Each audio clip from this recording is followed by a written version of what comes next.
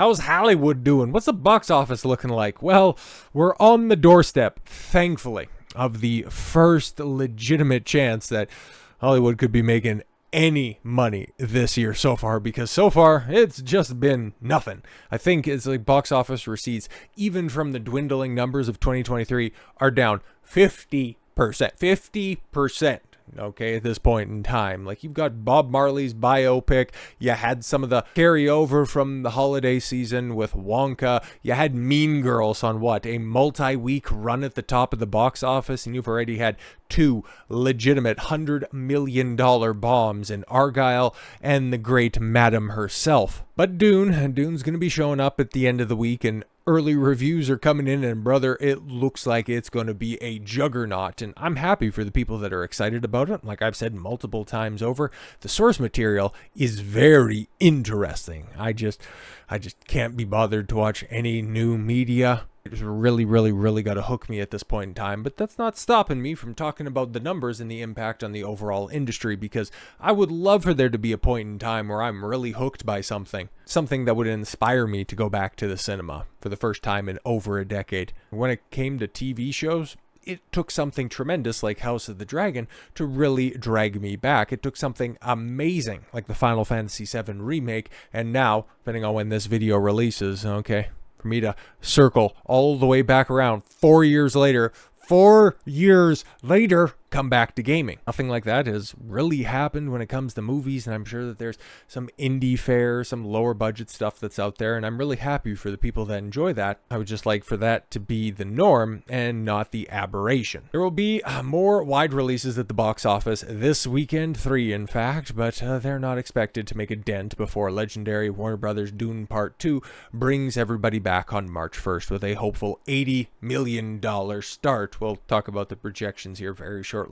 Focus features Ethan Coen directed female comedy caper. That's another big problem. It's like, the mid-range, the lower budget comedy films, they used to, bolster the box office in between those big blockbuster releases, but, well, you handed comedy over to women, and it's kind of like handing superheroes over to women. You ended up with similar results.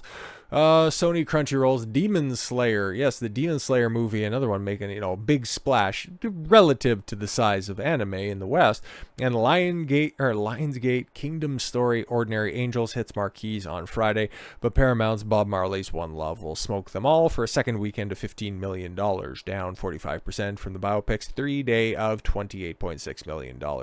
45% down, takes the weekend with $15 million. Holy shit. But what about the second weekend for, the Webster herself and the Webettes?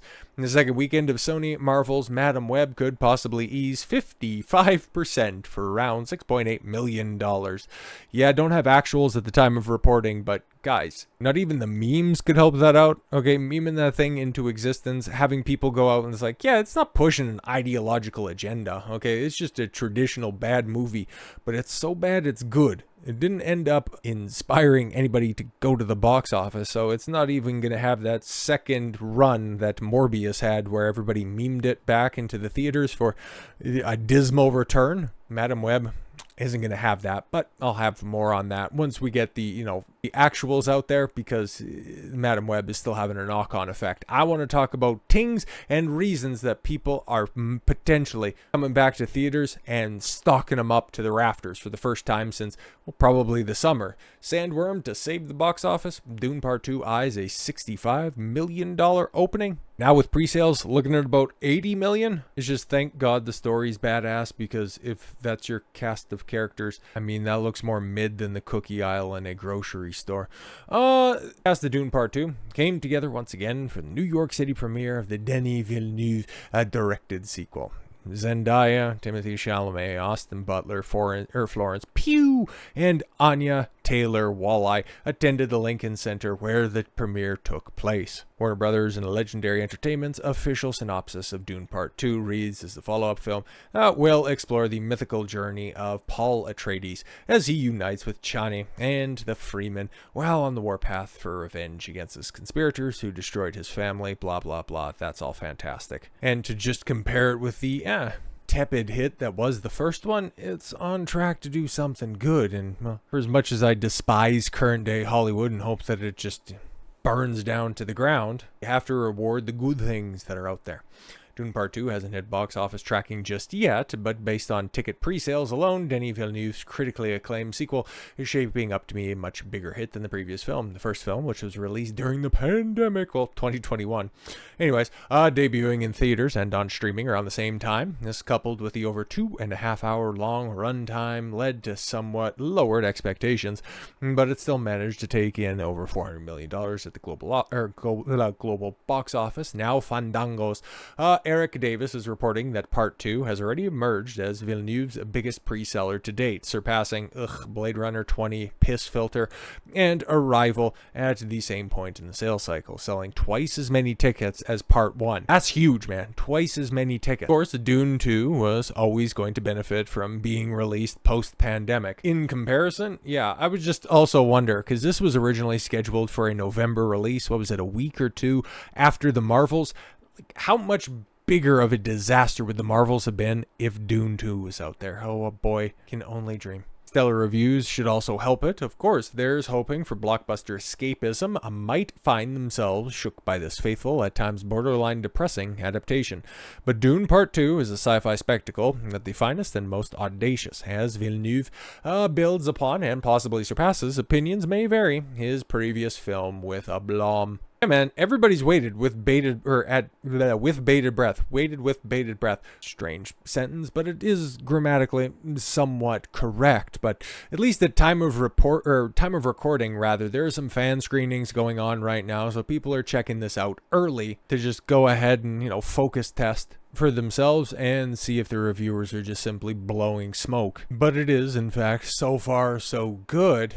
So with all of this hype, all of this anticipation, the first big blockbuster of the year, what does Warner Brothers, the parent company over the top of this, want to do instead of trying to bring people back to the cinema where they're going to end up capturing the biggest market share? It's going to be the most lucrative for them financially. Well, we're talking about Warner Brothers here, the dumbest company in the entire business.